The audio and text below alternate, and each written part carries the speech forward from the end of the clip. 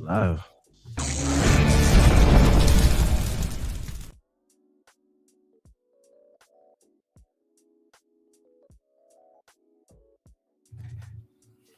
Ladies and gentlemen, just like that, we are back again, episode 77. Happy New Year. We just hit 2026, our first full episode of Who's Fighting. Kam Gee, LT, how's it going? Hey man, good to be here. Good to be back. Good to be back, man. Yeah, man. Yeah, man. We took a little break, but we back again like we never left. Yes, sir. Ski. LT, anything new? Anything new during the break? Anything happen? How's the Always. Everything's great, man. Everything's great. Can't complain. Just went to Louisiana for the first time, so that was nice. You know, so. What part? Man, we did a turnaround trip, so I stopped. We made a little pit stop in Hammond. Got some small town. Got some of Don's seafood. We seen all the Ole Miss fans. Seen Bevo, the Texas mascot, getting a police escort on the way back from Orlando. Oh wow! So, right. Complete randomness. Exactly. Kam Gee, how's it going, man? How's it been? Everything all good, man. Yeah, Happy New Year. And LT actually was in our hiatus, was able to pull up on me. Yeah, we got the break bread, so that was cool. Yeah, nice. Aurora, who's fighting, link up.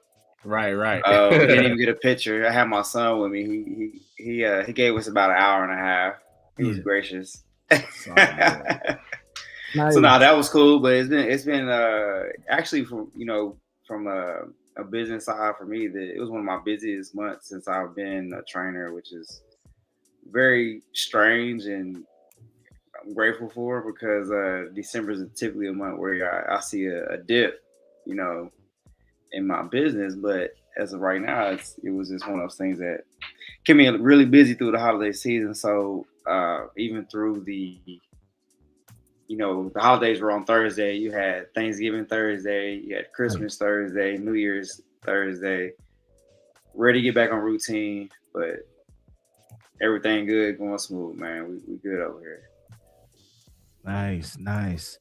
Well, on my end, everything was great. Took a nice needed break from everything. Spent time with family. As that was progressing, I mean, a lot of things were happening on the back end. Sometimes you take time away from work, but man, sometimes work and the rigor of work follows you. But in this case, I just want to start off with not just saying rigor, but as if you've been underneath a rock the last few days leading up to the New Year's, you heard about some of the more tragic stories in boxing. And I just want to lead off with this before we even go into the fight recap. Just to, first of all, for me, at least, and my co-hosts, to show our respects to the Joshua family. While we were taking this time off to spend time with family, just I'm assuming the same way as Anthony Joshua was when he moved to Nigeria, when he did that trip to Nigeria. I mean, a tragic accident happened where he lost two people on his team. Rest in peace to Sina and Latz, if I'm saying that right. It was very tragic, and I can only imagine, while you're anticipating transition to the new year, something like that to happen. And my thoughts and prayers go out to their family, friends, and especially Anthony Joshua, man. I'm sending my prayers, my thoughts to you, brother, and hopefully this tragic, traumatizing time, man, could lead to at least one point where there's peace. I can't even add to that because it's heavy. And I know I didn't want to start the episode out on this type of tempo, but it's only right before we dive into anything in any form of combat sports to at least talk about what happened 6 days to 7 days prior.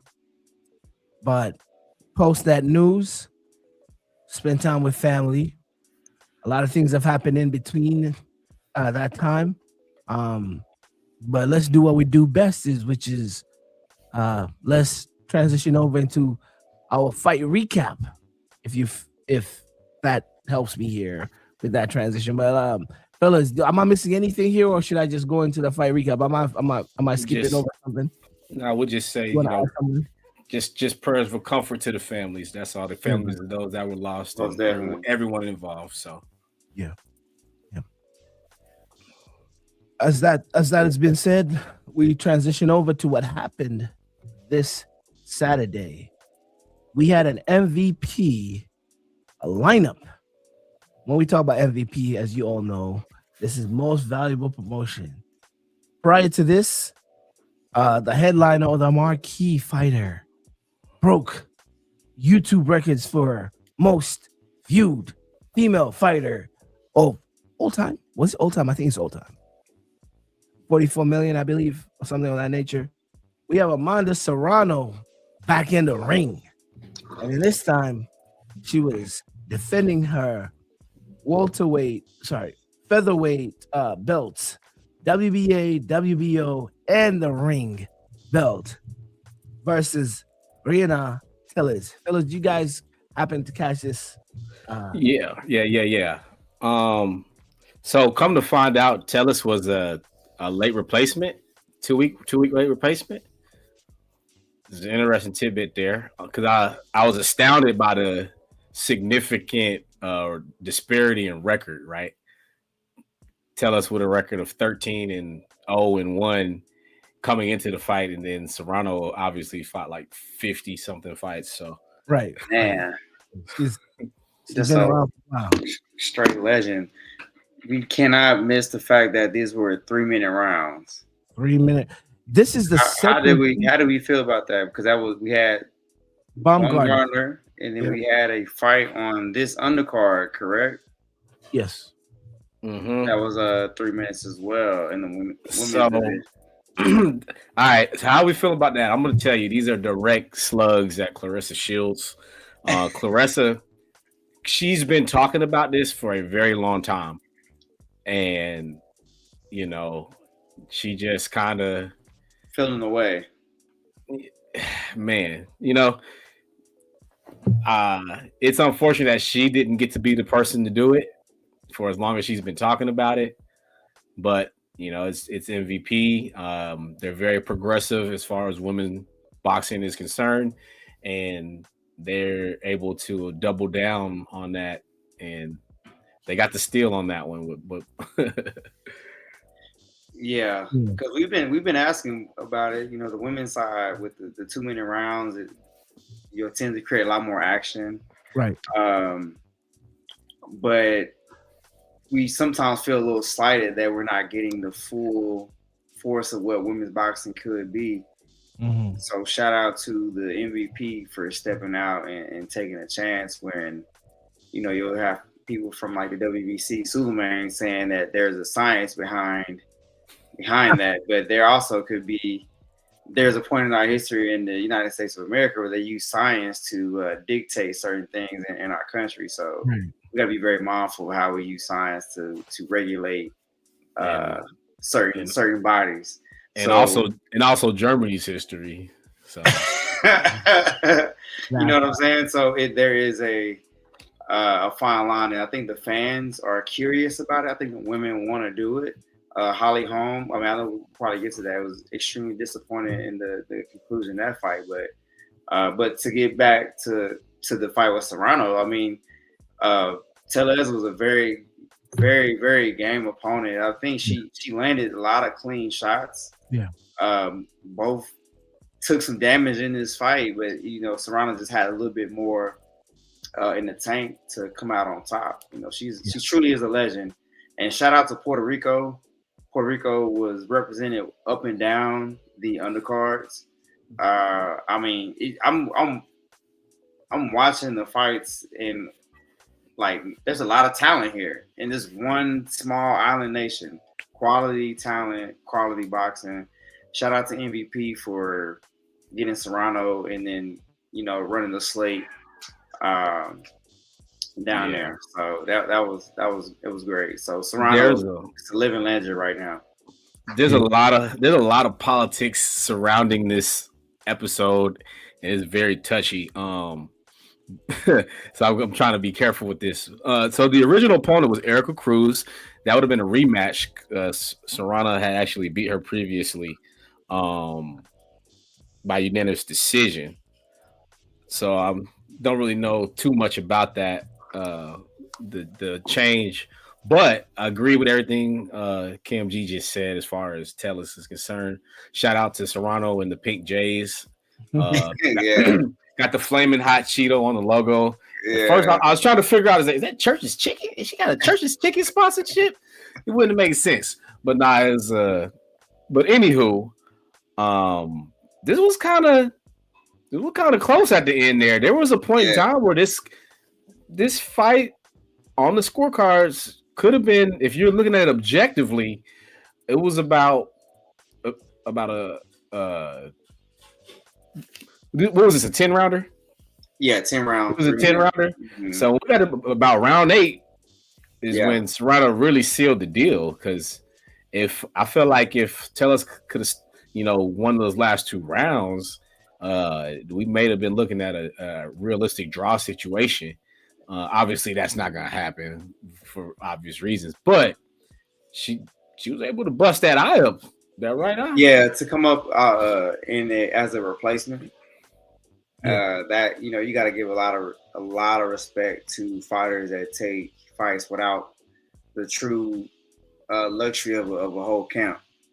So a lot of respect for her. Hopefully we can see her fight more in the future, because you went to her home turf and gave her an extremely tough fight.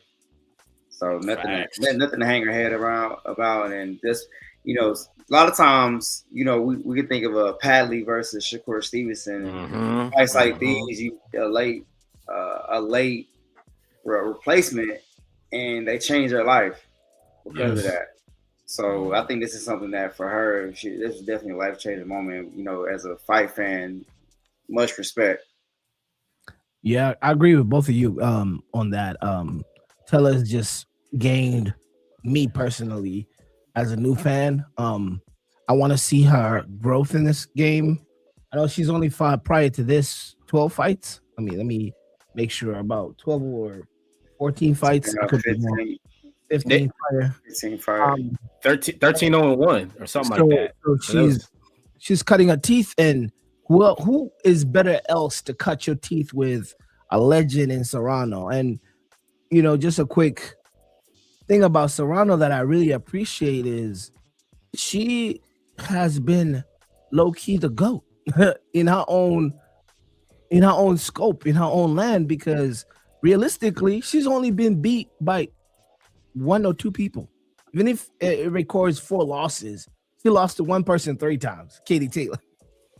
Right. 3 times. And one of them was like debatable. It could have been a draw. It could have been a draw. She's an all-time. She's definitely an all-time. Like one of the GOATs. And if I'm if I'm losing to another version of Mike Tyson or Ali, it's great to lose to a Katie Taylor. And then of course she did lose to Frida Wahlberg in her early days, but Amanda Serrano is 37. She's done it all. And the mere fact that she's headlining in one Puerto Rico and doing what she's doing and leading it as a lady in 2026 on a Saturday that was not promoted as much, I'm curious to see what those numbers are. I'm sure they're going to be good. I mean, it's early times of the year, but hey, salute to her. Salute to MVP for giving her that platform or giving her that step stool to stand on. But like you guys have already been giving her praise, man. She's one of the greats. She's one of the greats in women's boxing. She's been a great ambassador for the sport. So I just love how every move she's taking, regardless of the fight. I mean, the fight was great, but am I tripping? Did she say she? I want to. If I'm not getting mistaken, did they say she got 3 years left?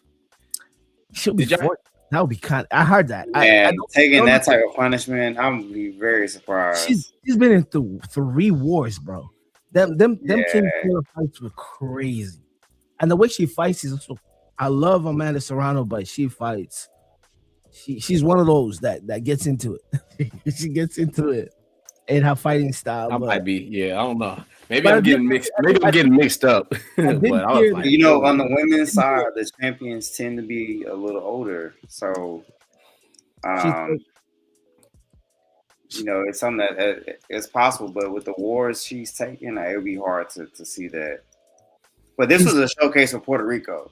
Let's not get it twisted. Like, this is Amanda Serrano's homecoming back home under MVP, but this was a definite showcase of the talent that Puerto Rico has. fellas. Question for y'all: Is 38 really that old? She's turning 38. in the sport of boxing and the style of Yeah. fighting, yes. For her, Yes. yes. Terrence Crawford just told y'all. He said, not only him, Usyk. Them dudes is that age, and They trying to wind down. You know, you see the world they taking. 40. Manny Pacquiao is 46. And that's what I'm thinking. Like, maybe she like you said, she may have 3 more in her. Like, Look, I don't know. Back in the day, I thought 38 was old, but these new fighters is really finding that stuff. Like, you read it. There's a lot you can read into that about. yeah. maybe it's maybe those 2-minute rounds kind of save you, give you some more bandwidth, give you more time to fight more than the 3-minute rounds that these dudes have been putting in for 12. I don't know, but that's a factor. Because you're not getting as much. Maybe those 2-minute rounds reserve you a little bit more and add more boxing shelf life. But man, to me, I think 37 is old. But like, we've seen a lot of champions. I mean, we'll talk about one of the champions that has announced his retirement, but in that same age group. But hey, we never know, man. Serrano's still active, and hey, you said 3, let it be 3. As we move forward, talk about an older champion. Let's talk about Stephanie Han, Young Buck versus the OG Holly Holmes. Holly Holmes is an absolute legend in boxing who made a pivot into UFC and actually created a lane in UFC. I believe she became a champion in the UFC from being a boxing champion, which is commendable. As now she will rely on her boxing accolades. She's fought so many box. She's had 30, maybe almost 40 bouts. Wait, maybe 30, yeah. 40. About 40 bouts. Yep. Yeah. And that's a lot. That's a lot of boxing she's done. But she did lose to young, fresher fighter in Stephanie Han. I watched this. I just saw, if you watched old school wrestling when Shawn Michaels took out Ric Flair, it was the whole killing of the I can't remember the title, but yeah, How to Kill a Legend. Like, Holly Holmes was there for the slaughtering, man. It was not a good showcase at all. Yeah. And I hate to say that. She's back with MVP, fellas. Were you impressed with her in the ring on what she showcased? I mean, honestly, for her, getting in the ring is a victory in itself. Then to take on the 3-minute challenge as well. Really was impressed by Stephanie Han. Holly Holmes she mentioned in the press fight interview, she's a unit. Like, she shoulders, abs, she just has the physique.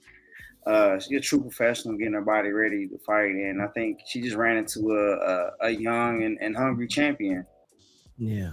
And I think, the scorecard reflected, even with the technical decision ending, but the scorecard reflected what I think would have happened over the course of the fight. Holly Holmes said she want to pick it up towards the later rounds. And for an older fighter, it's hard for you to say to pick it up later rounds and then actually steal multiple rounds in a row where you needed all those rounds to come back and win.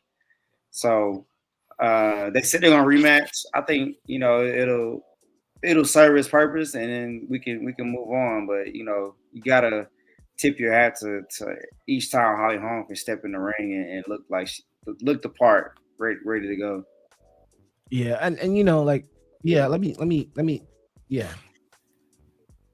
Tip the hat. You're 44. You're fighting a younger fighter, and tip the hat for that. But man, and then the younger fighter's not even really that young. She's 35, but it's just one of those things there. Like Holly Holmes has been touched up so much in the UFC that sometimes your ability to hold and stay present in the ring goes away. You lose your chin, you're done. And not necessarily did she lose her chin, but this was a technical decision stop or unanimous decision. Sorry, not a stoppage, but it's just one of those where some of these fighters don't know when to quit. And I don't want to even talk about this. I don't want to, bring out my violence and hit the whole soliloquy of like, hey, it's time to retire. I don't want to do the whole thing, but because Spider is doing it at 50, evidently, and his chin has been, in questionable position, in questionable situations. But I don't like it when you see legends in the sport succumb to this. But hey, salute to Holly Holmes. One side note is that I seen Shane Mosley there, and I just want to say I hope he's comfortable, because of the climate right now, those people that flew in just for this or they're on vacation, they're going to be there for a little bit because the flights are grounded there for things that are happening in that vicinity, if you know what I'm talking about. So oh wow, I did not know that. Yeah. Oh wow, that is interesting. Yeah. Going back to Holly Holmes on that, her last fight was Yolanda Vaga, and that was back in June when I think this is prior to her signing with, maybe after she had signed with MVP. And she won it by unanimous decision. Prior to that, Holly Holmes had last boxed in 2013. So she was strictly in the mixed martial arts world. So I mean, you could pick up something and do what you have to do, but sometimes as we're getting more professional in 2026, sometimes you got to lead to the big R word. Gotta know when to hold them. You gotta know when to fold them. You gotta know when to rally that. You got that's who Kenny Rogers is. But like, hey, the big retirement has been announced, and it was announced last year. Yes, we were not here to break into the specifics. As you know, this particular show, we are matchmakers with high emphasis on our brother LT. He is the oracle of matchmaking. Oh man! Everything he says, I think he speaks everything to existence. I low-key think that Riyadh season, Ring, all these people listen to our show to figure out. They have a pen and paper to figure out who to align and match make. I have more. I have more. If you guys look, just listen, inbox me, right? And I can be an official consultant because I have way more. I feel like I put the obvious ones out there, that the big ones that the fans want, but I can help you make a full card for the enthusiasts. You guys have been doing okay. You've been doing good, way better than previously, right? But I can take it up a notch. Hey, and it's right there. They've been listening to you the whole time. I know. Every time I see a Benavidez fight, I'm like, LT just said this. LT just talks about that. Like you have been spot on with your futuristic lineups of cards, and now something has been pulled from our futuristic lineup, which is a person by the name of Terrence Crawford, because he just hung his gloves. Fellas, I know Kam Gee has more inside information, but fellas, how did you feel when you saw this news hit the headlines and out in the masses? So, from an outside perspective, I knew this became a much more of a possibility once the Canelo camp said that they weren't going to fight in May. And looking back to the original contracts with Riyadh season, that Cinco de Mayo weekend was going to go to the wayside, and so they already kind of had that outlined anyway, contractually, because they gave a list of dates. And I know things change, and I felt like Terrence Crawford actually pulling the upset could have influenced it for a Cinco de Mayo rematch. But also things like Janabek popping, I feel like these things created a climate to where, okay, I was hoping Janabek would unify, and I'm like, we'll get 1 or a year and a half more of Terrence Crawford. But I just think the climate just kind of collapsed around that, and so it was interesting to see that message, considering the recent spat with the WBC over the fees and everything like that. Also, not surprised because someone from Omaha told me that this was a plan, but I believe before the Majamal fight, and I just brushed it off like, oh, whatever. Like, their plan was to fight Terrence or to fight Canelo and then retire. So it was bittersweet. We got to witness a all-time great fighter at his peak, go out on top, go out on his terms. I selfishly wanted to see the drama unfold with the WBC and Terrence Crawford still being a contender and him not paying the fees, and then the WBC boxing him out. Because what would have happened was there would have had to been a large reform going on there, right? Is it the fighter or is it the sanctioning body? So selfishly, I wanted to see the drama unfold, but definitely well deserved. I feel like we really got to appreciate his career. I'm not sure who else could have fight with, like with Janabek popping and Canelo going on to do other things with Riyadh season. Really wasn't that many fights there. You got Mbili 68 and Pacheco didn't have a great performance. You got Shiraz. If anybody, I'm thinking it would have been Shiraz, just because of if Shiraz has to get through Pacheco, I believe, at this point. So yeah. So yeah, like you guys said everything. Crawford is, dare I say, the best that we've seen in our in this iteration of fighter from, like, let's say 2010 leading on. He's probably the best, because prior to that, Floyd Mayweather may be in that group a little bit, the older version of Floyd. But remember, 2010 leading on, the spearhead was Earl Spence. In that generation, I mean, we had the Deontay Wilders, the Anthony Joshuas, that group, that the Joe Parkers, that were all prime era people in that group. But to look at it in their 30s, in their late 30s, it's Crawford who is the shining light.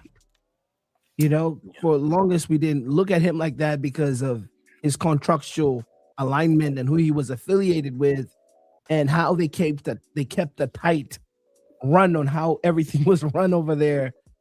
But ever since, and I will salute Al Spence for freeing him and introducing him to the world with that fight.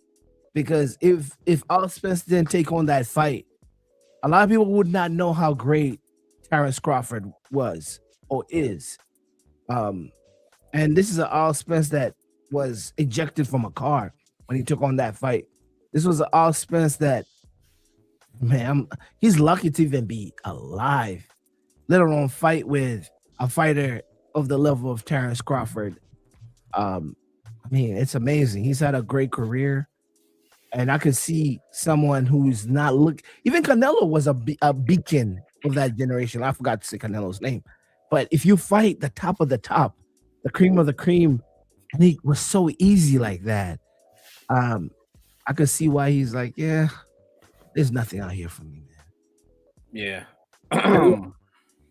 Is he one of those guys that we see in like 18 months? There's a fight that financially makes sense, and he steps out there. Or Terrence Crawford, one of those guys that, hey, the money's not a motivating factor. He's gonna stay away, because we see that with boxers, right? They Sugar Ray Leonard and Solid Floyd, and you've seen it with different fighters though.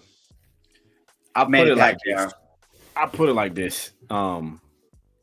This was the Canelo fight was the ultimate legacy boost. Yeah, obvious reasons. Errol Spence had a phenomenal run that Terrence Crawford was unable to do. Outside of his control. I'm sure he would have liked to do it, but outside of his control, and he didn't have access to those fights until Errol got him first, and Sean Porter for that matter. But but this was, the Spence fight was the separator, and again, this was just for the degree of difficulty, the going up in weight, all of the factors surrounding it, pushed his legacy beyond question. Mm-hmm. So, with that said, I think you're gonna have to. I think you can trash talk Terrence out of retirement. I agree. You have hit the nail right there, because I would say people that retire, I can see people that retire and stay retired have to have something to offset their discipline. Meaning, if he was a high level creative where he does like a Kobe and he just goes and pivots into writing kids' books, someone with that level of attention to detail and discipline, I don't think there's life after boxing for that type of person. Where, yes, you're retired. The same way we see people having relapses like freaking Tyson Fury. Every minute he's retired like 4 or 5 times, bro. It's just so hard. People lose their identity. They lose who they are without that structure. It's just so hard for them to say freaking Zab Judah, freaking we've seen that with the execution of Bernard Hopkins. People retire. Who else? Everybody pretty much that is a high level fighter retires, and they realize like the civilian life is boring as hell because they don't have any offset, anything to dump that discipline and level of detail into. The only person I could say is maybe Andre Ward, that was a high level incline fighter that's fought something else, and I think it's religion and that base that has kind of consumed him. Mayweather didn't do well with the time, and he's always collecting a check for where he could collect a check. So is still, he's retired maybe from fighting the elite fighters, but he'll still beat up Jake Paul if he has to for that money. See, and the thing about, I put Terrence Crawford in this category. Like Floyd is always going to be in shape. I think Floyd will never. Has Floyd left the gym? He's still in there, right? You know what I'm saying? Tim Duncan retired and was working out at the Spurs facility, right? You know what I'm saying? Yeah. So he's gonna be ready. Yeah. And when somebody starts chirping, the right person, oh yeah, I think you can pull him out. So yeah, I don't see him being a freaking James Toney and letting himself, move away from like his fitness, and or any other fighter that just retires like Ricky Hatton. And I understand a lot of these guys like mental health, because fighting, you take trauma to the head. Like there's so many things to conjure up the ability to even get into that ring. But I think Terrence Crawford enjoys this thing. He didn't take a lot of punishment over his career. One thing I'm thinking about is, are there any opponents that we did not get to see Terrence Crawford face that we would be very interested in seeing? I think maybe a Boots, right? Boots gets a chance to maybe get 4-5 fights.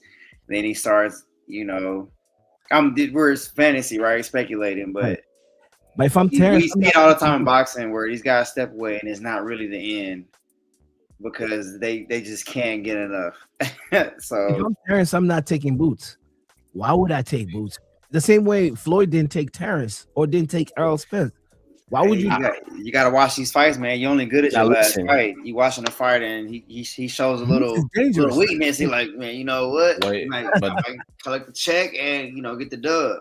But this is what I will say, because Boots is a potential opponent where Terrence Crawford has an opportunity now to bridge a gap, right? We know Canelo because of Floyd Mayweather. Mm-hmm. Floyd Mayweather beat Canelo. And then Canelo went on to be a great. And so I think that's where you find that motivation for Terrence Crawford, because now Terrence Crawford can stem generations. He's already an all-time great. He's already a Mount Rushmore because of just knocking off Canelo alone probably puts him on Mount Rushmore. Right. But to span generations, saying I beat the next guy who's going to reign for a long time. Mm-hmm. I would say, and this is all hypothetical. If Terrence was ever to go back down and wait to get these guys, right? It had to be 160. Yeah. That's what I'm saying. It has to be 160 unless these guys are going up. But we're talking about like the Boots in this world. Canelo, when Canelo was fighting Floyd, Canelo was not at Boots' level right now. Because Boots has his teeth in the game for real. Yes, in Mexico, yes, Canelo was Canelo, but Floyd got Canelo this universal look that was maybe I forgot how Canelo was popular, but how popular was Canelo back then before fighting Floyd built Canelo on his undercards, and I'm pretty certain before he fought Floyd, he had fought Shane Mosley. Yeah, he beat Shane on a Mayweather undercard, correct?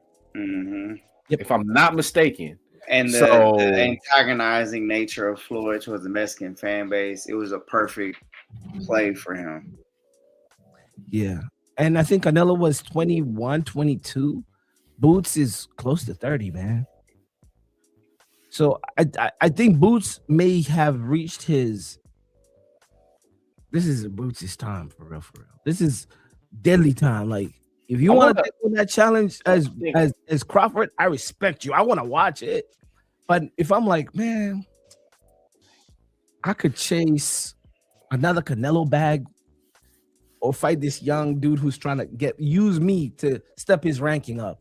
Like, although I'll be honest, I think Boots is not, and I may be wrong, but fellows, correct me. I don't think Boots is at the level. He's not at that level yet to be a bad threat for Terrence Crawford. Yeah, and so we're also talking about fight, but I don't think it'll be a threat. Let's talk about Tommy Lapson as well, though. Fair. You be built. It's not even about being a threat. It's about being a name and being able to sell. And I told Cam too that we need to talk about this person more. I believe I heard that Gary Antoine Russell beat Boots in the amateurs. Mm-hmm. A lot of his contemporaries. He beat a lot of those guys in amateurs. So I just want to talk about him any chance I get. So there's my opportunity. I saw the video with you of him putting some beat on a freaking Shakur Stevenson. Him and him spar. Remember? I think I shared it in the chat. Antoine, right? Yeah, he was fighting Shakur. But I say that to say that, Boots, we looking at him like, everybody's making him out to be this, which I think he's probably very close to what we think he is. But give it some time.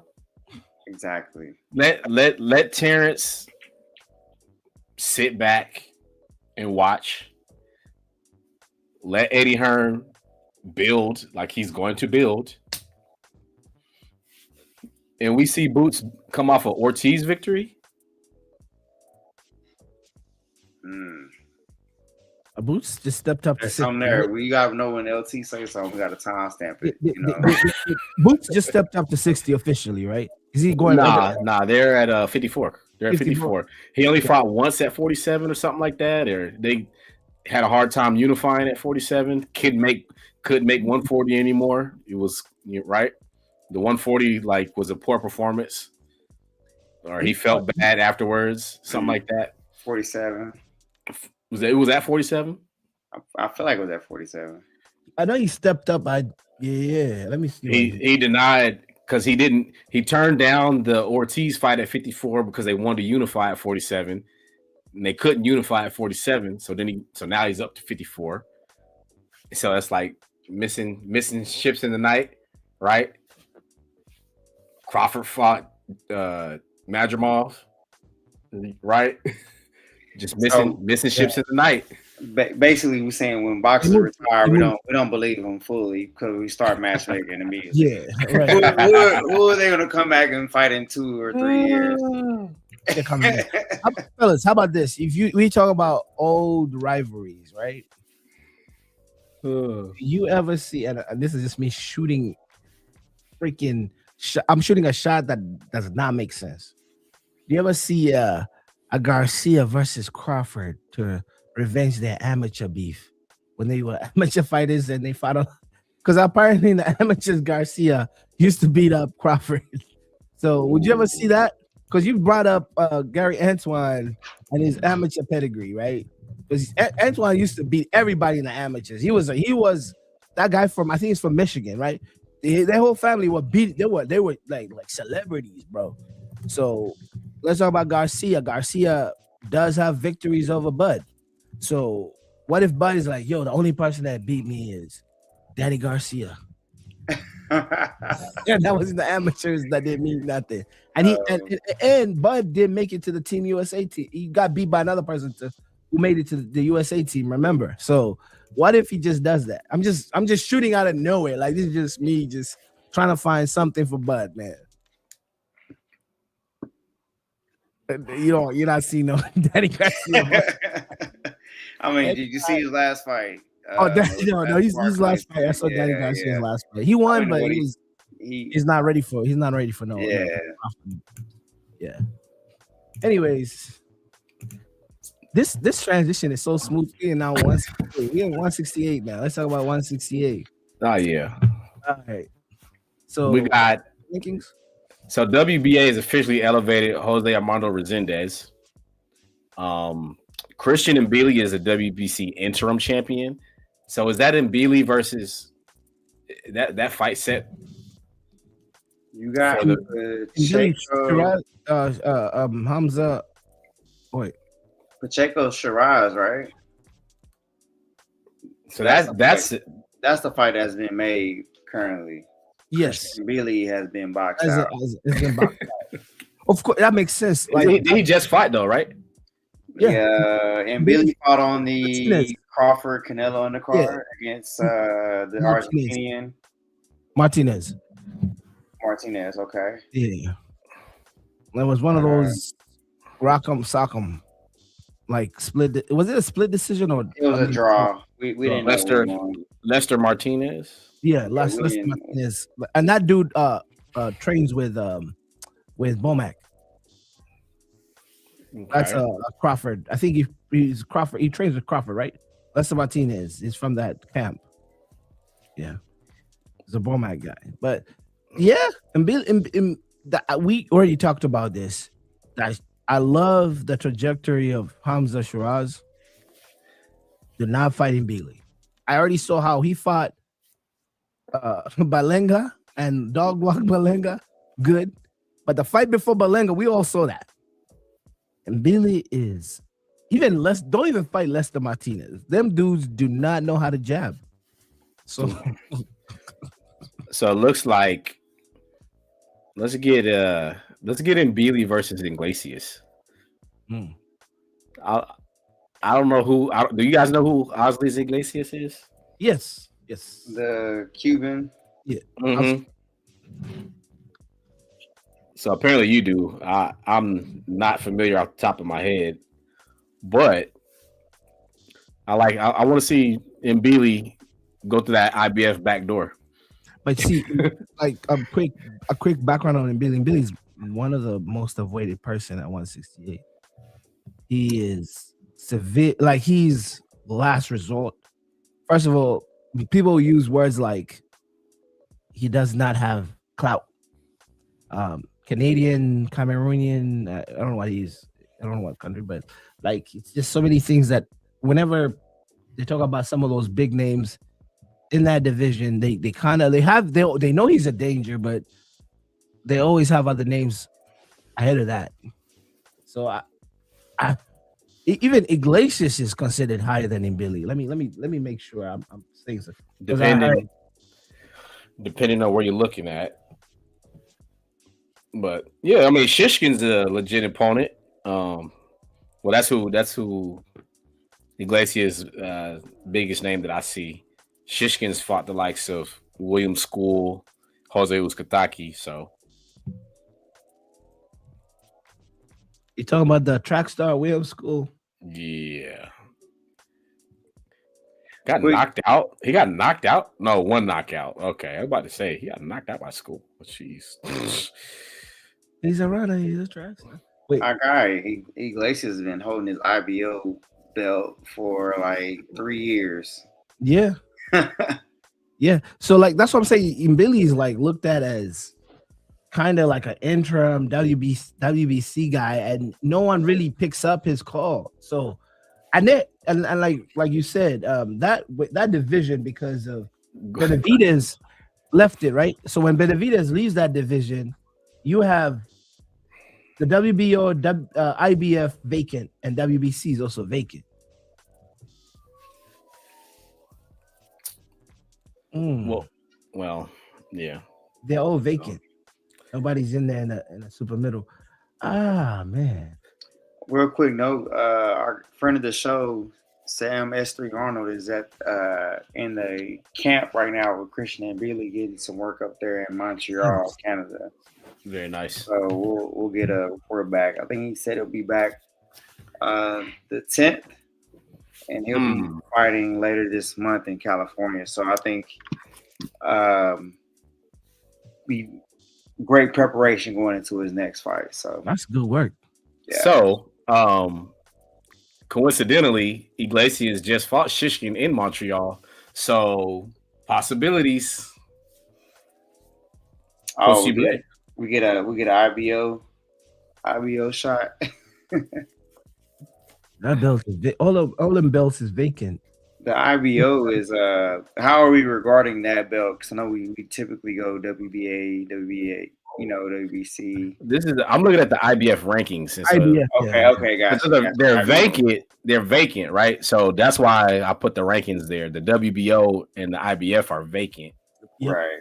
And WBO, but that's WBC. And then the IBF didn't listen. The IBF didn't even list the number 2 contender. Like you just skip number 2 and put Canelo at 3. I don't.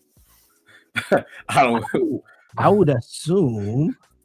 Since Mbili is already the interim to WBC, he may be number 1, right? For the WBC as the interim, supposedly, right? Yeah. And then WBA, like you have it ranked over there. We have Jose Armando Resende. I think they actually fight. Like there was actual fight, and they were like the winner of that gets the belt. If I'm not mistaken. I don't know.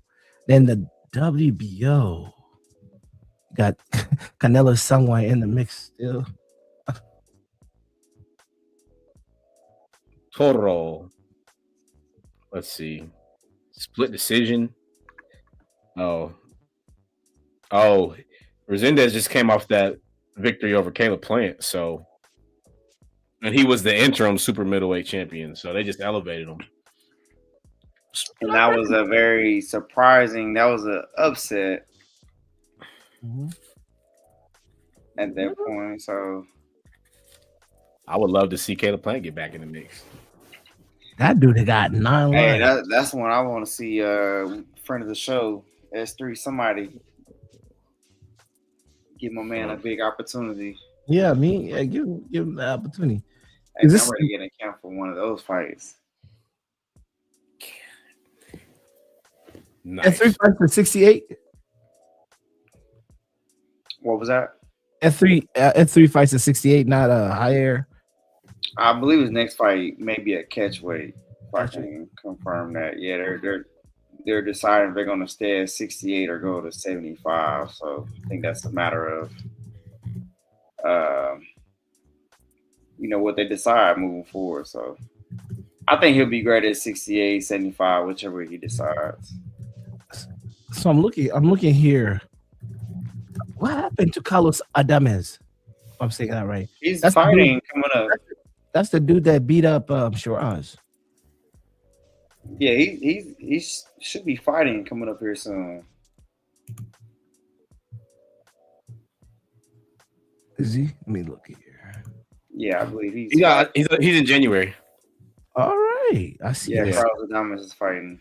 That's another dude that I'm looking at in that division as a person to stir up. How about Edgar Berlanga? Shish kebab. Yeah, he's cooked. Anyways, with all due respect, the 168 was it's still a very, very popular division. It's just that, man, I'm struggling to squeeze out star power. If Canelo still wants to be a 68, but you know what? Canelo just is all over the place. So I'm gonna tell you what Berlanga should do. Free game here. Somebody not gonna like me. Berlanga get with MVP. Oh. Hey, fits personality wise. For all the bad things that I said about Berlanga, I'm just being critical of him though. You get with MVP, you will have a career resurgence like no other. Yeah, he's not a bad fighter. So let me not even joke because I'm joking. Puerto Rican. He's a great fighter too. Great fighter. He's a good fighter. He's a good fighter. Prior to that Canelo fight, Berlanga was one of them guys that they said had a heavy hand, like you knock out people. He was actually good at 60. He was a good young talent. I kind of overstepped and said great, but he's a good fighter. So be a problem for a lot of 168 people. Has he fought Plant yet? Or am I remembering wrong? I don't think so. But they got there's other beef out there. Yeah, I'm pretty sure. Yeah, because I know him and Plant don't like each other, right? They were talking crap and talking. They were just bickering back and forth. So I didn't know if they fought yet. But that's a person who Plant doesn't like. Charlo is back in the mix. I don't know if he's ready for the top level 168ers,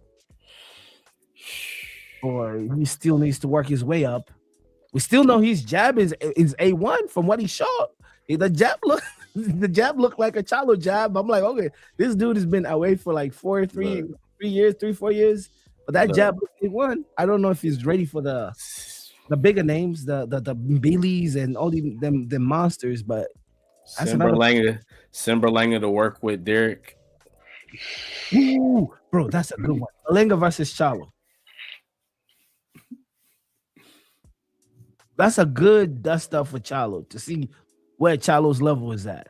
I mean, he did fight a good fighter when he came out of retire, whenever he had been away. Is Derek swearing off male fighters? Hey, the women are so much easier to work with. As Alicia listened, her last fight, she did a great. She was probably the fighter of the night. She was very sharp. But I think there's things to be desired in her game. If I just want to keep it short and sweet. We didn't recap Exactly. that night. We didn't recap that night. Who was your fight of the night? Oh, Ooh, you're digging deep right I now. have my fight of the night right here. From that fight card. Yeah, Caroline Dubois, if I'm saying it right. Oh, Triple D's brother. Triple D's younger sister. Younger. Daniel. She put on a show. I didn't even know she was that good, bro. And she just signed with MVP. She fought on the card we covered in the UK. Yeah. This was like a spotlight. Yeah, exactly. And then she also joined MVP. So MVP. It's like the coming out party. I don't follow her like that, but after I'm like, she got skills. So She's really good. We keep alluding to the fact that she's the brother of Daniel, but I seen on an interview where she came out and said, we don't talk. Oh, sister, yeah. I heard that they don't have that type of relationship. They fell out because Daniel is trained by the pops, right? And Daniel got a younger brother who boxes too, so there may be something there that is. There's something there, but it sounds like it. So when we talk about Carolyn, we just talking about Carolyn. Yeah. Boxing. Yeah. I watched her hit the heavy bag, and it's something to see. Watching, it's really good. Yeah, watching her get to work, and the dust up with Alicia at the press conference too. We need that in the women's side. We need younger champions. Not to be too much ageism, but I think that youthful energy, that you get from the competitive banter is necessary. It helps the sport. So you did see a little bit of that. So maybe something down the line. Maybe there's something there. I wanted to ask, can that fight ever happen? Alicia looks smaller than her. Yeah, it can happen. They both on MVP. Both on MVP. One weight. Well, 126 or 130 for Alicia. That gives you one weight class difference if it's 130. So you do a catch weight, 132 or something like that. I think, and I'll comment this. I think Alicia's game outside the ring has surpassed her game inside the ring right now. I think it's dangerous territory. She's throwing her fastball right now. Yeah. She's like Roger Clemens. Alicia's 130. 130. Alicia's 130 right now. Okay. Featherweight. Super featherweight. Caroline is. Yeah, Caroline. I believe she fought at 135. Oh, that could happen, man. That's not no Alicia versus versus Carissa. It's not no Alicia versus Carissa though, because I was like, that's not gonna happen. That's just those are two different units, man. Like it's a different body type versus a different like.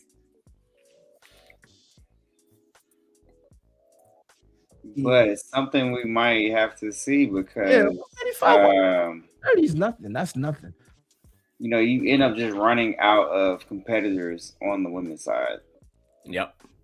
Yeah. Right. You got on BoxRec, there's 199 women on Alicia Baumgartner's weight class that are currently registered through BoxRec, and then on the lightweight side, you have 204. So you got between two divisions, a total of 400 competitors globally, and then out of that 400, you probably have about 3 to 5 that you can choose to make a fight.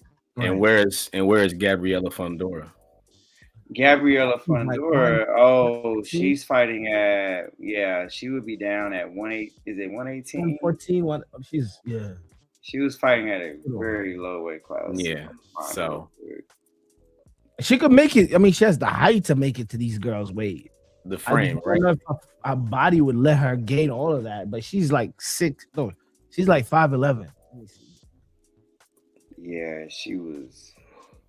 I can't figure out what weight class is she in. They Yeah, from she's at Bollywood. flyweight. So we've got a ways to go with her. Gabriela Fundora, her last fight, she fought at 110 pounds. Yeah, but 100, she's just 111 gonna, pounds. and she's gonna keep running through there, and it's not gonna be any motivation or rhyme or reason to waste time at those lower divisions. So we'll get there faster than Yeah. we'll get Uh, faster than you would get a male to 126. I get. so the Yeah. heaviest she's ever fought was 154. She did fight at the super welterweight, Pandora. She had to work herself to that, and that's from my just AI telling me I was asking the heaviest Pandora has ever fought. That's the brother, bro. That's the brother. Wait, it Gotta- says gotta be- Gabriela. That's the brother. Yeah. That's why you can't trust AI. That's I'm like, what 154? That's heavy. She's But- 5'9".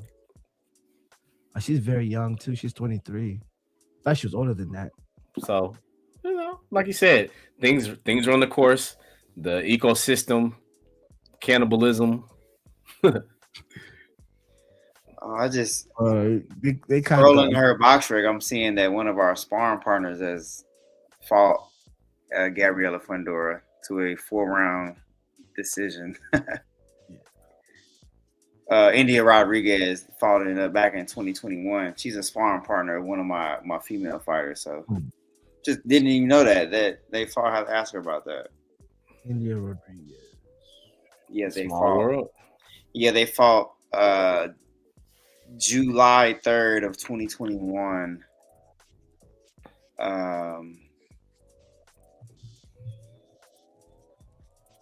Yeah, Yeah, just saw that. Just a random connection I just saw on the. India Smith I just Rodriguez. love- Yeah, I see yeah. him. So cool. They fought in Carson, California. But yeah, like what's crazy is this.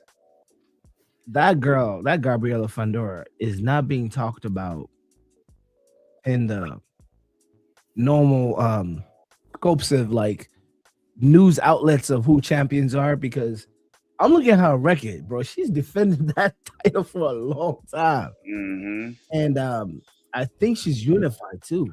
So, but they never really bring her name up.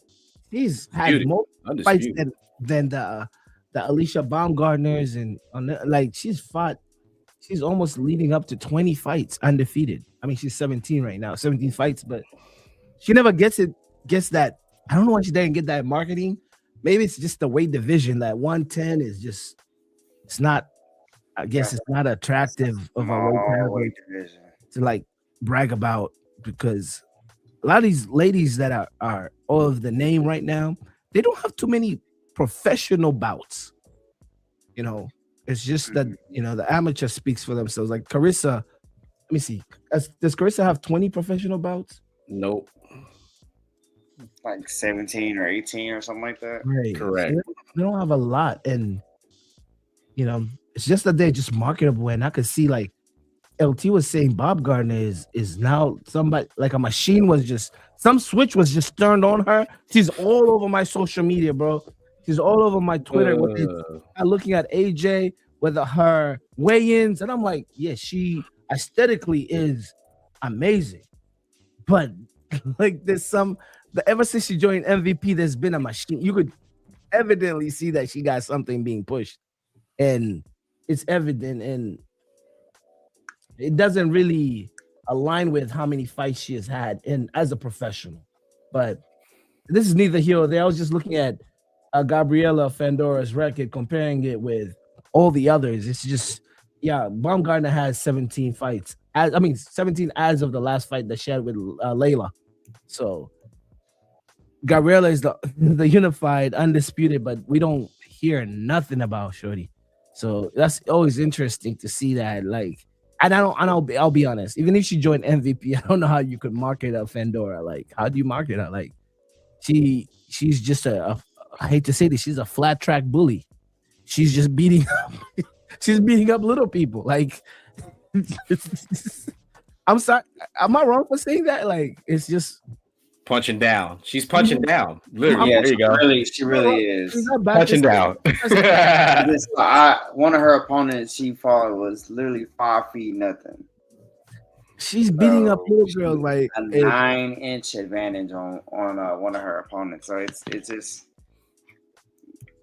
that's what we got for now. We'll get higher weight classes and we'll continue to see her greatness because the girl is punching like with a grimace on her face. She means it, and I mean when she's on, we need to watch. That's all I can say. For sure. As we talk about people having the on and off switch, this guy has been having an on and off switch that now I have so much callous to his announcing of retirement the same way I did in 98 when Jordan retired and came back and retired again in the 2000s. We're talking about the man by the name of Tyson Fury. He was seen worldwide as it was televised, him hitting the heavy bag yesterday. And that symbolizes that he's doing training camp. Something must have been lined up. This is a man that has been retired a record time of three or four. How many times has he retired after the Vladimir Klitschko? He retired again after he's retired a couple of times, man. I just don't get it. But hey, he is one of the last few generations of champions from that era. We talked about the 2010 leading on to now the 2020s, together with Deontay Wilder heavyweight. We're talking about those heavyweights. Joe Parker, Joe Joyce, that group that came up, the young group that fought in the Olympics. I mean, I don't believe he fought in the Olympics in 2012 for the London Olympics, but Anthony Joshua did represent Great Britain. That pedigree, that's his pedigree. That's the cloth that he was cut from. Probably a Hall of Famer heavyweight. I don't think I'm exaggerating. He's going to be a Hall of Famer. Fellas, why is he getting out of retirement for? Payday. He can't come to the United States, so if there's a fight that can be made in the UK, it makes sense for him. He's going to take it. So, wait, tell me why you said that he can't come to the United States. He has an affiliation with a organized crime representative, and that is deemed him ineligible to enter the United States. So, is that common knowledge? I just didn't know that. Man, look, I don't know if I was not supposed to share that, but hey, I had to double check that one day because I was like, dang, hold on. But it's the sport of boxing, so doesn't everybody? Tread light. We can go through there. It says that take me through there. No, for real. We'll real quick. So Tyson Fury can't come to the United States because he and his family, including his brother Tommy and father John, were reportedly banned from entering the United States due to their past associations with the alleged crime boss Daniel Kinahan. It was sanctioned by the U.S. government, preventing them from traveling there for fights or for other business. The issue surfaced around mid-2020, 2022, causing problems for fight logistics. So that is So Tommy fought Jake in Saudi Arabia. Yep. So it tracks, and then the gentleman in question, he was sanctioned. He's an Irish boxing manager believed to be a major crime figure, leading to travel restrictions for those associated with him. So it's not just the Fury family; there are other associations in the boxing world where they are not allowed to enter the United States. So that is So the more you know. Okay. Yeah, so Yeah. the opportunity rise in the UK, hey, I feel like you know what, take it. Okay, let's break down the opportunity for him, right? The heavyweight scope is shedding his skin. We saw that with Itama knocking out Dylan White. That was an indicator to show that the generation is the baton is switching. The so-called brute tough guy in Dylan White was knocked out within a minute or so of that first round. That is Tyson Fury's era. We saw that with um Anthony Joshua versus the younger Daniel DeBoer getting knocked out in emphatic style. That is the yesterday heavyweight. These young dudes is killers, with exception of I don't want to call him young because he's old, but the Martin Bacolis, I'll put him in the new generation because we just figured him out like recently. We have people like Ajit, you know, Caballel. We have all these other killers that Fury is not. He's skilled. Yes, he's skilled, but Usyk is exposed so much about this fighter, right? He fought Usyk 2 times, could not figure out Usyk. He really beat Wilder 1 time, and he almost lost Wilder another time. And I guess they drew. He beat Klitschko, but it was not the most he beat Klitschko. Yes, he beat. He's not really fought. Which other big name? He did beat Dylan White. He knocked out Dylan White. He struggled with Chisora. Which fight is there for Tyson Fury besides AJ? So these will destroy him. You're asking the right questions because ultimately this is a lead up to the AJ fight. Usyk has no interest in fighting Fury for a 3rd time. Usyk wants Deontay Wilder. Usyk don't want to fight these young guys. Usyk is on the retirement tour. More power to you. Tyson Fury's coming out to fight Anthony Joshua. In the meantime, he needs some work. And that's the question. Who's the work? But, you know, who is the work? So, yeah, like who are we interested to see him in the ring with? Itama is fighting my guy from Grand Rapids, Jermaine Franklin. Who seems like that's the type of guy that you send to these with all man. Go ahead and give it to him. Go ahead.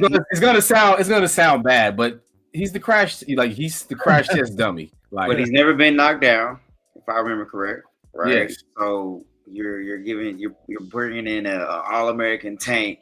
Yes. And we'll get a real challenge. We covered Franklin's last fight. Mm-hmm. Who did he beat that he was not supposed to beat? Somebody wasn't supposed to beat. Right. He ended up beating, but I think we all felt like that he probably lost that fight, but isn't he a Team USA guy? He's a Team USA guy too, right? I believe. My fault. He's from Saginaw. My fault. He's a Team USA guy. I mean, he's fought internationally for Team USA. He has a reputation. I don't know if Franklin did, but I think our other guy did. Wait. Sorry. We're thinking about our guy Rocket. Yeah, Rocket. Out of Houston. Ivan Deshko. Unanimous decision back in September. Ditchko, yeah, he fights out of Young Canelo in Pennsylvania, who's affiliated with Roy Jones. So that was at his camp, and he was supposed to go in and win this fight, and Franklin, I think, just outworked him. Basically, it just outworked him. Slick guy. So this is the type of that's the type of guy that I think he's busy. Right, he's got Itama. Is that a step up from?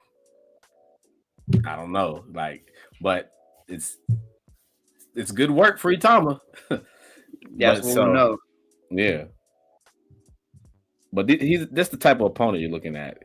His only 2 losses are to Anthony Joshua and Dillian White. So right, yeah. But I mean, that's a name, so I don't know anybody else similar that is available that you want somewhat of a name. You don't want to fight nobody, but Right. Yeah. At this point in his career, they're like, hey, line him up, knock him out, if they're really about it. But I don't Franklin like has it. shown that he's not going down. He's leaving with Not right now. something. well, maybe we send. Hey, well, maybe there's my answer. Maybe you send Ivan for the tune-up fight with Fury. Mm. What's Franklin's ranking on Walker? Is he top? Is he a top 20 guy? I'm sure in American heavyweight boxing, yes. Yeah. I'm not even gonna look it up. I was Yeah, just wondering, like, because the time I think may have cracked top 15. I believe so. Let me just make sure. It's Itamo.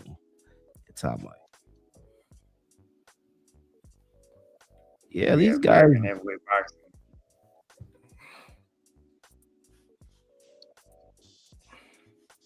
Itamo is.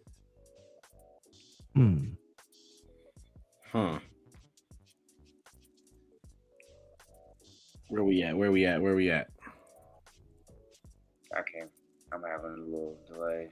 Yeah, me too. I'm like, my computer is just. I'm experiencing a circle of death searching for this dude. But anyway,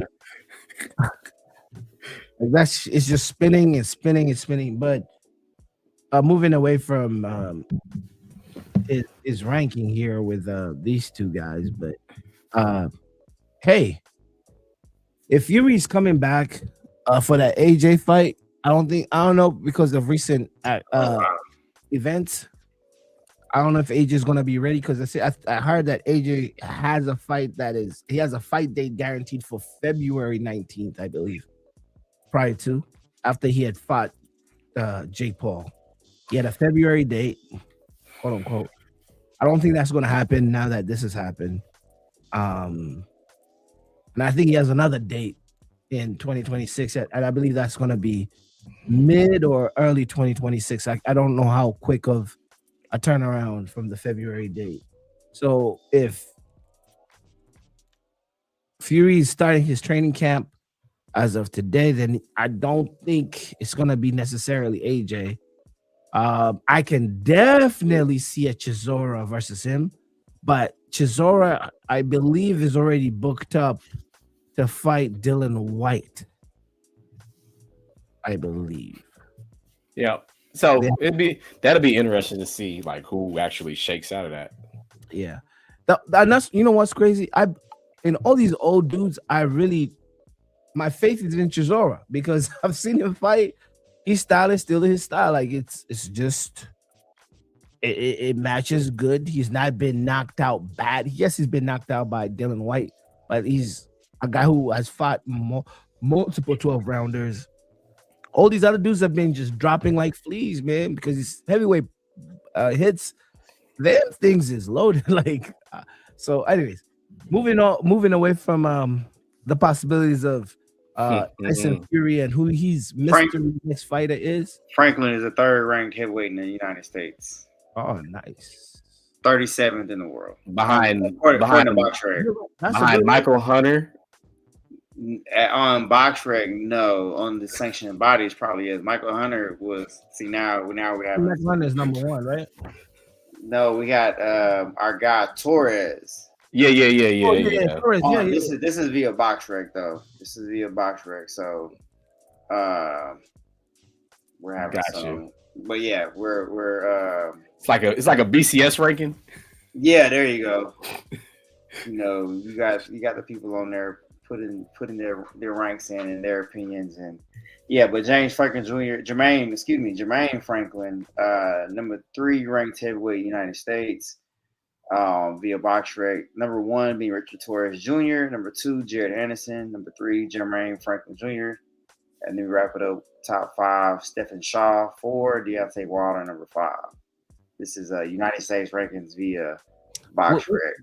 Where's my boy Kingsley? Is he ranked over there? Kingsley eBay. He is number 6. Yep.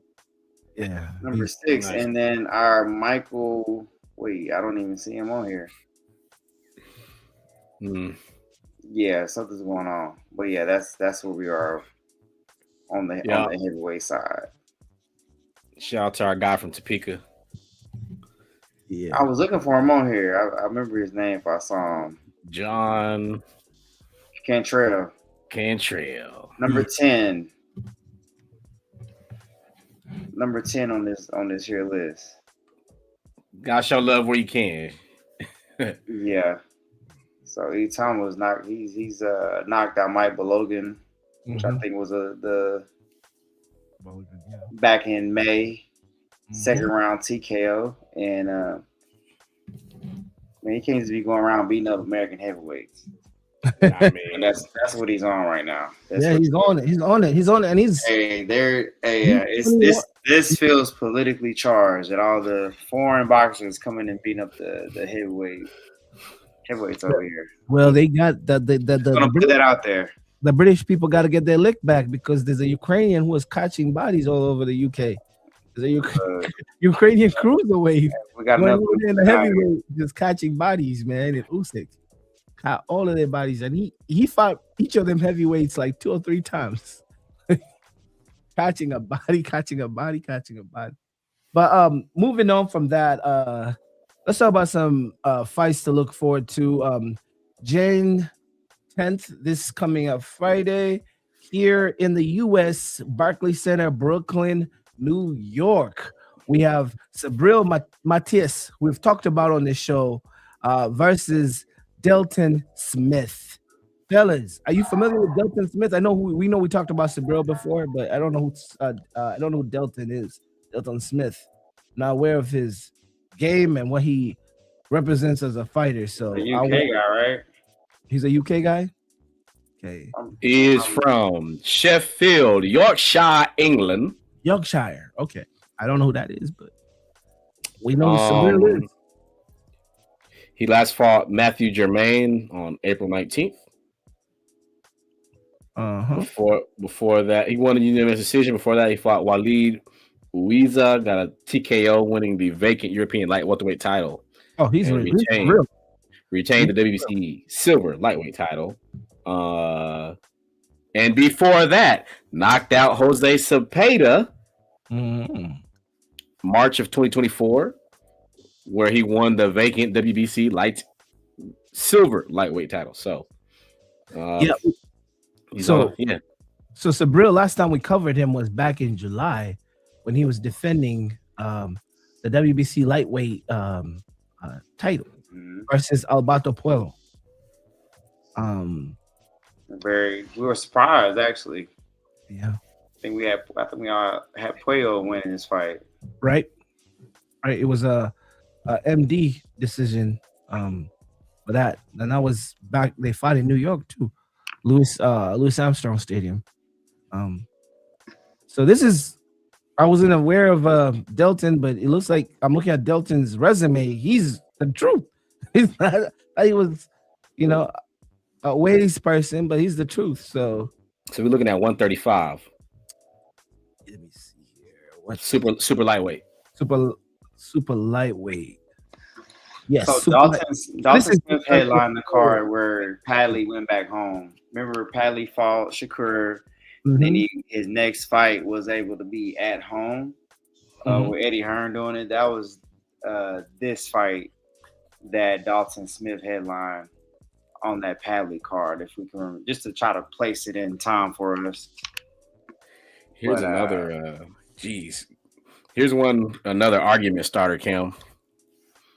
Do we call it super lightweight or do we call it light welterweight? Light welterweight. One of them. Hey, just pick one. That's all I would say. Whatever weight y'all decide to make, just make the weight and make it happen. That's crazy. Oh man. Yeah, because I think I don't know. I don't like either one actually. Too confusing to keep up with. Yeah, so they will be headlining that card. Other people stacked underneath that card is Emmanuel Rodriguez versus Fernando Diaz. We have Alfredo Santino versus Henry Cendeno. And the list on, let's see here, we have Henry Cendeno, We have Javier Crinton versus Jonathan Rodriguez Torres. We have Nestor Bravo versus Pedro Campa. And these are just super undercards. These are the people that will be fighting before people sit down. you know? But no, I mean, let's put that in perspective though, because this is the weight class where Lamont Roach and Isak Cruz just fought at 135. The other champions,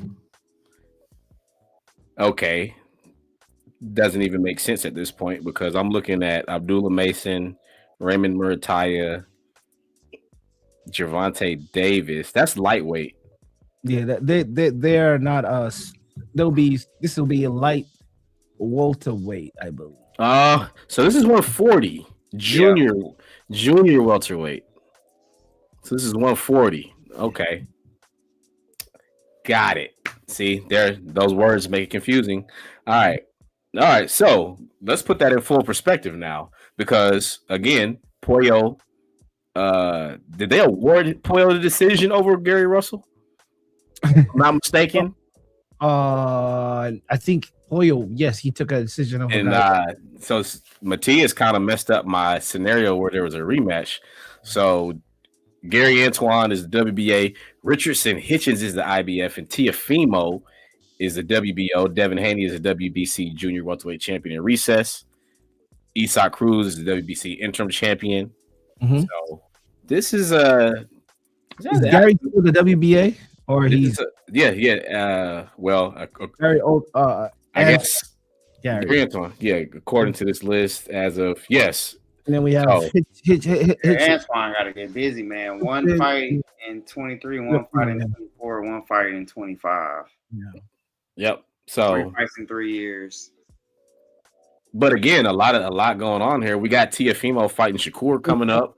So, but they're not fighting at 40, right? They're fighting at something else. They're fighting Shakur and Tiafimo. 135, right? No, 140. Oh, wow. Yeah. One time I thought it was 135. So this is nothing to sneeze at. This is the green belt at that. Yeah, so, that's the WBC. That's the WBC championship. Yep. So Dalton Smith is literally getting ready to propel himself. We know we just seen Shakur fight Zepeda.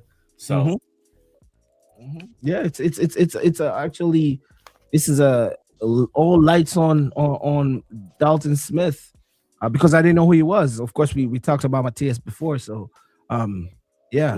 Matias is he Cuban or Puerto Rican or Dominican? What's he? I know he's black, but I don't know why he's. I'm looking at we in Barclays. Yeah, Barclays, New York. Yep.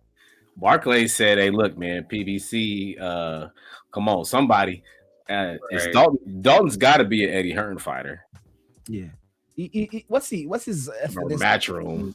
Is he Puerto Rican, Colombian, Cuban? He gives me Cuban vibes, but I don't want to say. Man, there was actually somebody on the undercard that looked very much like Matias last night. Matias used to, the last fight I saw Puerto Rico. He had a weird Puerto Rico. Yeah, that's okay. There you go. Hair. Yeah, he was in the crowd. Right. He has like the freaking demolition man blonde hair. Like, yes. He looks different, man. Like when you see Matias, it's a great movie reference, by the way. Yeah.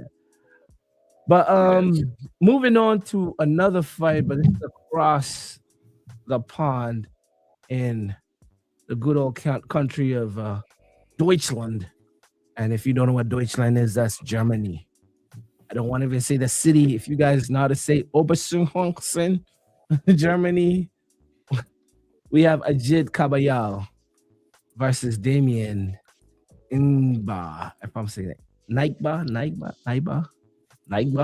Yeah, Naiba. Sure. I think let me get into a short-winded, long-winded spill on Ajit. LT knows how I feel about Ajit. To me, Ajit is my favorite. Personally, I'm biased. He's my favorite heavyweight. He's undefeated, first of all. His showcasing has been clean. He's been knocking out people clean, not just with brute power. He's actually smaller than most heavyweights. He's not the tallest. He's not a brute. He knows how to throw them things. My conspiracy here is I think he's the most feared heavyweight. Not because he looks like a monster, not because he's big like a Zhang or a Bakoli. No, it's because he has the actual bills. I mean, the skills to pay the bills. But that's my conspiracy, and that was my spill over here. He has not been active enough. I think he only had one fight last year, and we talked about it the previous episode about a JIT and why are people not giving this guy here a chance? He was the most informed heavyweight fighter of last year outside Joe Parker, but never do I hear people calling him out. Handing it over to you, fellas. Legit Kabayal 6'3". Opponent Naiba 6'7". Yeah. So we got great reference. So we got Germany versus Polish here. Oh wow. Yeah, he's 6'3". He's not even intimidating in nature, but he's the most feared guy. You got sausages. You got sausages and sauerkraut, baby. Let's go. Hey, you got a whole meal right there. Hey, Caballel's a real deal puncher though, man. He's guy built, sturdy, and tough. Hey, you're gonna feel like you're in a fight. Yeah. He's a mean dude. Interestingly enough, Naiba signed the top rank. Was his last fight? Was Caballel's last fight? Zhang. He's the guy that made Zhang quit. Yes. He beat the Zhang. Yes. And the difference in height was ridiculous. Like Caballel was like, I was like, how is this smaller guy looking like the pit bull just beating up this big dude taking a knee every time? I think Zhang quit. He was not knocked out. He quit. He was like, no, that's too much. Yeah, you actually refreshed my memory doing your little spiel right there. Like, nah, man, everything you saying, I'm with you, Strap. That's my favorite. Like, nobody wants him. Nobody wants. Listen. Both of them. If I'm not mistaken, man, Caballel is on the KO spree. Naiba has his last 4 stoppages. Okay, so this one is slated for fireworks. Yeah. I'm biased. I don't know who Naiba is. But I know Caballel, and I think Caballel is a future heavyweight champ. It's just that the stars are not aligning. Maybe he's not marketable. Maybe there's some more marketable names, the Okolis of the world, that they're forcing onto our TVs. The Aitamus and all these other guys. But man, when I saw Caballel fight, I'm like, this guy's gonna give a lot of these guys a problem. Right. Gonna give a lot of these guys a problem. So here's the deal. His interim WBC title, which Usyk's not interested in fighting. He doesn't seem interested in fighting these young guys. So we may not have to wait that long. And so Strap. Future matchup, Caballel versus Itama. There you go. That's a fight right there. Yeah, that's the fight right there. I like both fighters. That's the fight. Because like at this point, you're gonna have the senior circuit over here, right? Where it's gonna be like the retirement home slugfest, and then you got the new crop right here. So like. At a certain point, I just see the older guys letting the belts go, and they said, "We're gonna come over here and play racquetball with each other." In Las Vegas. Where does Woodley fit in that picture? Like, is he just warming up the seat for the next champ? Is he really true? Because nobody really pays their due respect that he's the current champion and holding a belt. Who are you talking about? Fabio. Fabio Worley. Worley, because he worked his way. He had to go take it. He took it, and Joseph Parker actually tested positive for a stimulant. one of those things that Gotcha. don't you tend to feel unbreakable. But Fabio Wardley broke him. Younger side. He's on the younger side, so he's gonna be he's bridging the gap right now. Mm-hmm. Oh, let me. He's bridging the gap. Came out of nowhere. Wait. Did maybe I'm speaking out of. It's been a few days, so since I've recalibrated my mind to thinking about heavyweight, was Joe Parker holding a belt when he fought Wardley, or he just beat? Did he have what belt did he have? Or does Usyk have all the WBO? WBO. Okay, that's why. I'm because it was vacant. It was vacant, right? It was a vacant belt. All the belts. Right, but yeah. I think they have taken. They took the IB. Yeah, I can't remember what they took off. Usyk. They typically do that. At first, because then he beat Dubois to regain the IBF. Yep, he beat Dubois. Dubois had the IBF, and then I think Usyk took all the belts. He took all the belts, and I don't know if. Yeah, so Parker took the vacant belt. I don't know who he beat, but Parker was on a run. He was just beating people up. I can't really remember. And then Wardley beat Parker convincingly. Correct. And now the run of Parker was Bacoli, Zane, Wilder. Okay, those are dangerous fights, man.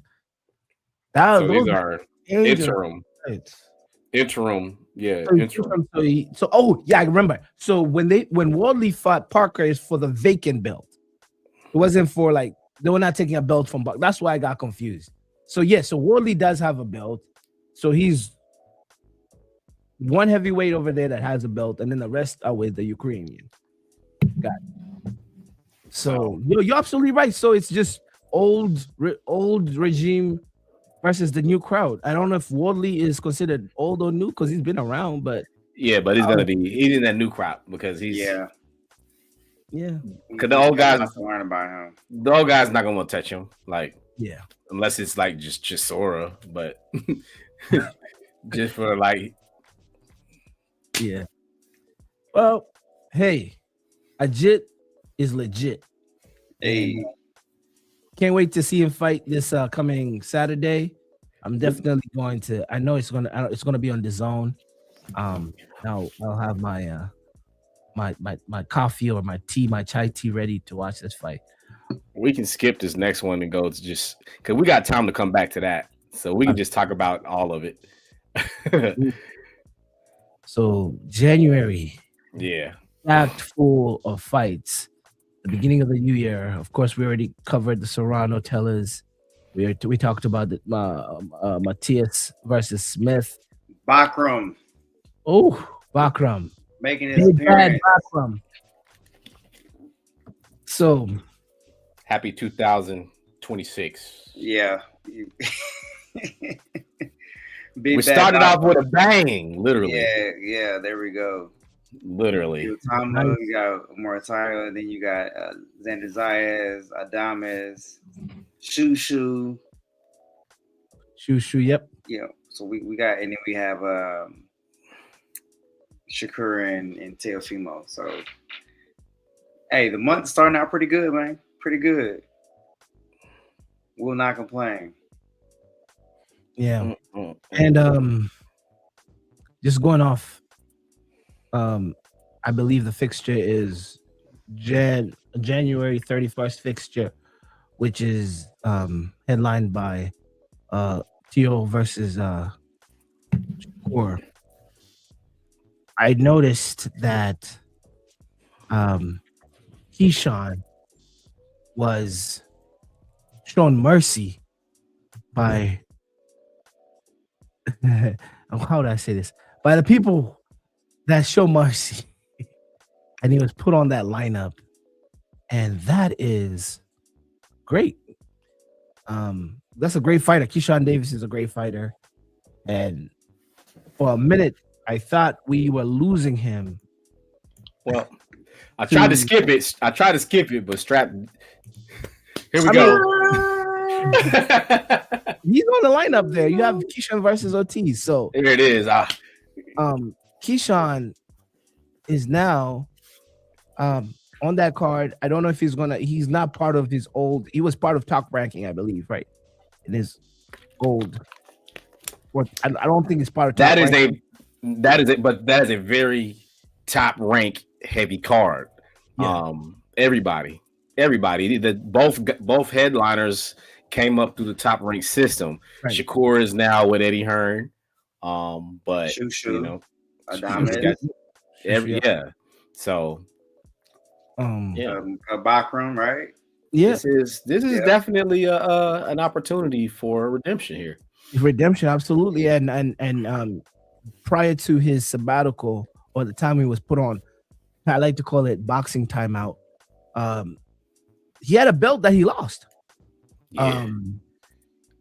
Abdullah Mason, reigning champion now. I mean, he not making weight, and you've elevated someone else's career. So I think he's gonna be on the road. He's gonna build his own gold pathway, go through the road less traveled to get to the top. But I feel good, man, for the brother, man. I feel good for the brother. We all deserve a second chance, man. We all deserve that redemption story.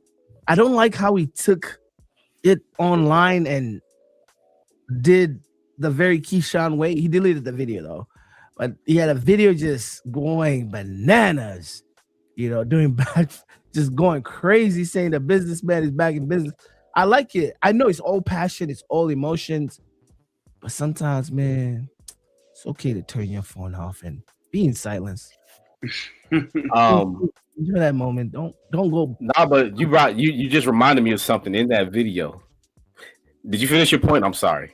No, I did finish. It. Okay. No, super excited about this. So he's not with Bomac right now. All right. Right. So Showbiz posed the question, and then Bomac got in the comments and said, keep my name out of it. So I don't know if that's, whatever. But I am excited to see legendary coach Ron was in the video. Same guy who trains our Indian boxer. Mm-hmm. So, but it all makes sense because Keyshawn is very close with Shakur. So, I didn't look super hard, and I can't tell. I don't know. Maybe he's taking the lead. I don't know. But did you share something that Keyshawn and his brothers had signed for something? Ooh, Jay Prince Jr. Yeah, I thought you were going to talk about that. Yeah, there we go. Yeah, man, good job, bro. It's been a while, right? Yeah. That was all like end of November, early December. But hey, the last time, we'll spin it back. Yeah. So when he left, joined this whole promotion, and Keyshawn in the back end being Keyshawn. The thing we love about Keyshawn is the same thing that we wish Keyshawn could have someone restrain him from. With Keyshawn is he has this infinite personality that is just so big that when I was seeing him and Hutchins going at it, I'm like, Keyshawn, you should lay low. Don't be in the cameras, But I loved it. I loved him telling Keyshawn, these are homies. I think they're friends because they trained together. Seeing Richardson, Hutchins, and Keyshawn, talking about each other. I'm coming for you. I mean, you have the belt. The real, whatever. And then Keyshawn, and then Hutchins being a New Yorker, doing what New Yorkers do. And I'm like, I love this. But is this good? Before they announced that Keyshawn is out of timeout, I'm like, if you're in timeout, is it good to be in front of these cameras and being all sorts of boxing media, just making, doing what Keyshawn does? But I guess it worked for him. And maybe the whole thing that because I'm traumatized about AB, because I know AB became such a big up personality off the ring that it affected his ring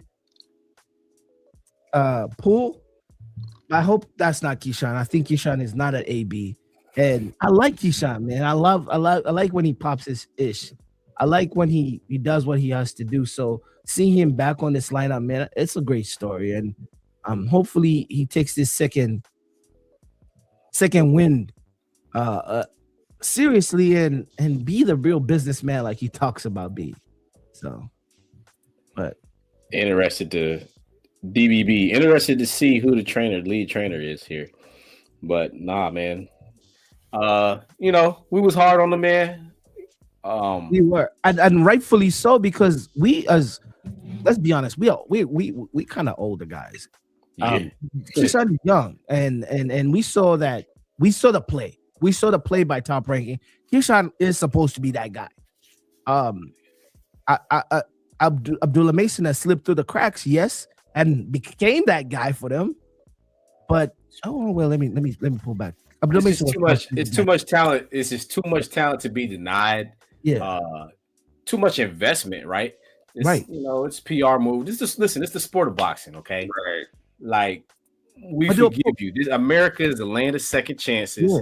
Boxing is a sport of second chances. You look at people like Bernard Hopkins, who learned how to box in prison. He came out and did things. So, this again, a lot of people, right? Not put things in context, but there's people who've done worse things and came back and had redemption.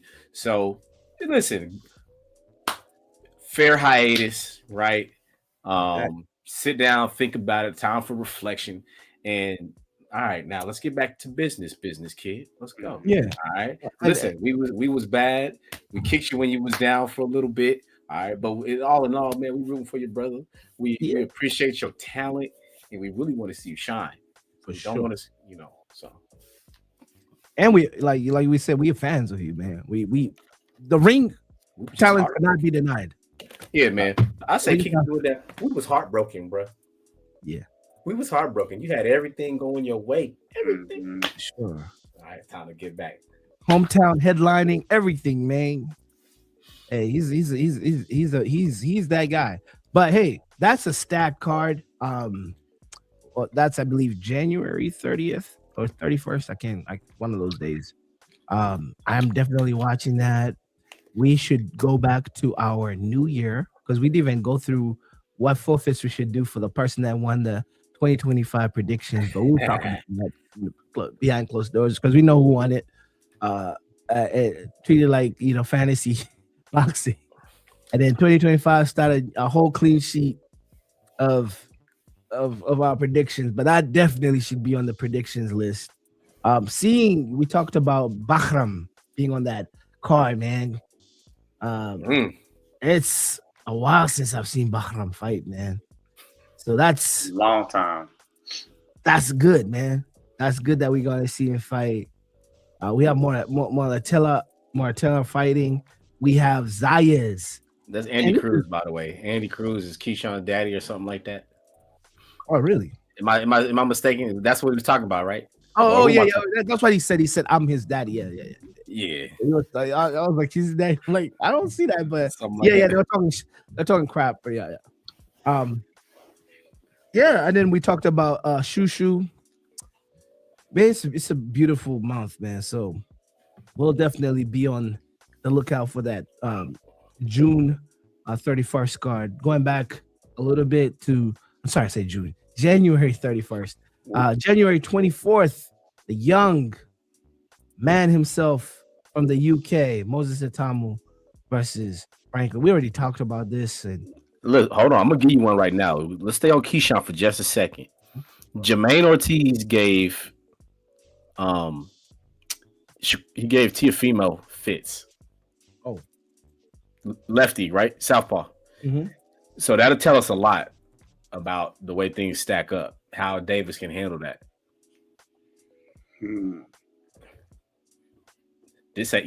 For a comeback fight, it could be further punishment. You're not getting no walkover right here. It's very that's a way tougher opponent than De Los Santos. I'll say though, objectively, I don't know. Are you using the comparative stick as Teofimo?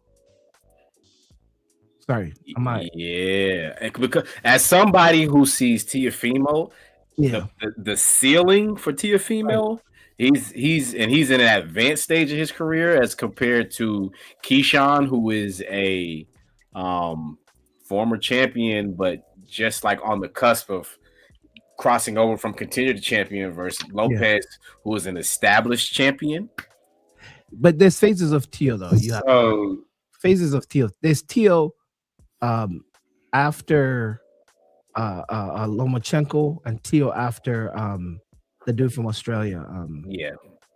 Right. So let's just say this though: Jermaine Teo with Lomachenko. Ortiz fought Teofimo. Scorecards read 115, 113, 115, 113, and guess what? 117, 111. So you know it was a close fight. You know it was a close fight. He fought Lomachenko. Decision 112, 116, 113, 115, and you guessed it, another 117, 111. Oh, that's tough. So his two losses against Teofimo and Lomachenko, both in close matches. So I think LT definitely has a point here. This guy is somebody that has been in the ring with a lot of guys. He's 29 years old. Still a lot to prove. Yeah. The reason why I kind of pulled from Teo, because Teo kind of got different after that first Kambosos fight. Yeah. And he was in the same fighter. But the thing is, people that know Teo say that Teo sometimes he can go down to the level of the fighter that he's fighting. Like he's a high level fighter, but he fights based on the competition that he's in the ring with. So he's very hard to measure. Lomachenko, I could accept, because Lomachenko is Lomachenko. He has one style. Teo is more like a chameleon. He adjusts. He does all sorts of stuff. Kambosos, there's a fight post Kambosos where Teofimo didn't look like Teofimo. Yeah, he was touched up. Marcin. I have to remember the fight, but I remember I'm like, this is not Teofimo. Like, it's Marcin. I got a basketball name in my head right now, and I know it's wrong, but it's the Spaniard. Yep. So that's why it's, for me, I find it very hard to use Teo as a measuring stick. I'd rather use Lomachenko, and I'll go with Lomachenko because Lomachenko, he was Lomachenko versus David Haney. Even though he lost, he was still Lomachenko. Although that's arguable about what happened in that fight. But Lomachenko versus Teofimo, he was Lomachenko. It's just that Teofimo had ways to counter saying good things about what Lomachenko does, right? Laser focused. I know Jermaine Ortiz is a very, very difficult opponent, but the level of talent that I think Keyshawn is, because I'll be honest, Keyshawn is on the elite level of talent in that weight group. I don't know, man. I don't think it was. I think this one. And that's why, and it's a common opponent, right? So that's all it is. It's the what do we call it? Is it the triangle rule or whatever? It's a common opponent. We know that it doesn't hold. Right.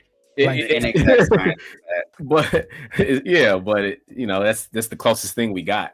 Right. We got to do it. It's imperative. I know. So, fellas, as we lead up to an hour 50 of this show, live streaming, it's funny how time was flying by. Yeah. We spent so much time talking about women. There you go. Hey, they're popping. They're popping. They're selling out. They getting viewership. They're popping. Why not? To conclude today's episode, we'll talk about the Hall of Fame inductees, and some of these names, it's been long overdue. And some of these names, I have no idea who these people are. Maybe and some of them are like physicians, referees, right? Exactly. So on and so forth. So some of these names may not be household names, but they are definitely heavyweights or big features in the boxing world. But the name that stands out here, let's talk about Triple G. I was hoping that Triple G, I don't know what this means, but I was hoping Triple G, because it's not official that he has retired. But when you see somebody being inducted into the Hall of Fame while still active, it's kind of like saying the guy's retired. But apparently, inactivity, 5 years inactivity. Yeah. Right. So apparently he is on the inductee list. We have Antonio Tolliver. I think This one, I was surprised that he's not in the Hall of Fame, and that's the man himself, Nigel Benn. Multiple champion, like a lot of from the WBC, He fought everywhere. He fought in America. He fought overseas in the UK. He made the legendary family beef, which is Ben versus the Eubank. And this guy's not, he's just becoming an inductee, which is interesting. And he's getting in the same time as Triple G, who's last acted 5 years ago. Is very telling, you know? So it shows you how great Triple G is, to be honest. Like, because I grew up watching Nigel Benn. I mean, we all did. We saw Nigel Benn fight. Like, so he's just getting even Antonio Tolliver, he's just getting in. Like, that's crazy. Then men's Morden, I do not know who Naoko Fujoka is, and Jackie Navar. And then women's Morden, referees, physicians. Anyways, to sum it all up, man, salute to all the inductees to the Boxing Hall of Fame. You just joined Boxing Heaven or Boxing. I don't know what equivalence this is to, but that's Boxing fine. royalty. Royalty. Yeah, there you go. I don't know if they give you a jacket. This is all new to me, to be honest, but I definitely need to step my game up as a media person to know exactly where, first of all, where the Boxing Hall of Fame is located, and to see what New York, Brooklyn. It said Brooklyn, the home of boxing. Is that what it said? I believe so. I never knew that, but okay, all right. Right, we learn as we go. Right. Yeah. But with that being said, fellas, it's been a nice, great episode. It feels good to be back, first of all, but it's been a great episode. Yes, sir. Episode 77 of Who's Fighting, fellas. Any closing remarks, anything that you want to share with the audience as we wind down and close for the day? Oh man, thank y'all for coming along this ride. We got a brand new year, hopefully bigger and better. We keep growing. Y'all keep showing up, keep supporting, man. We just three guys who love the sport. Kam is a little more qualified than me. And me too. Strap might be slightly more qualified. I don't know. Strap did some training. But I've been watching for a long time. So. Hey, but nobody knew where the Hall of Fame was, so we just learned it's in a town called Canastota, east of Syracuse. Looks like about 45 minutes an hour east of Syracuse. So it looks like we might have to do a show out there or something. For sure. Very nice. Like we always say, even in our description, you know, this is professional, unprofessional takes. You know, professional, unprofessional takes from people that love the sport of not only boxing but mixed martial arts. Yes, we've not been having any UFC lately, because they also took a break. But yeah, I think they're back. I think UFC's back the 24th, something like that. They're back on the 24th. I think it'll be having one of their marquee headliners or their shout out Amanda Nunes was on the card. Amanda Nunes is back. I know Justin Gaethje is gonna fight Patty Patlet, I think his name Pamlet. And it's gonna be great. Just like that, in conclusion, it's been another great episode 77 of Who's Fighting, man. We have been getting this straight out the mud from 19 when Kam came over to resurrect what we had started. Fellas, I appreciate you. Peace and love. And we go again next time. Ladies, gentlemen, who is fighting?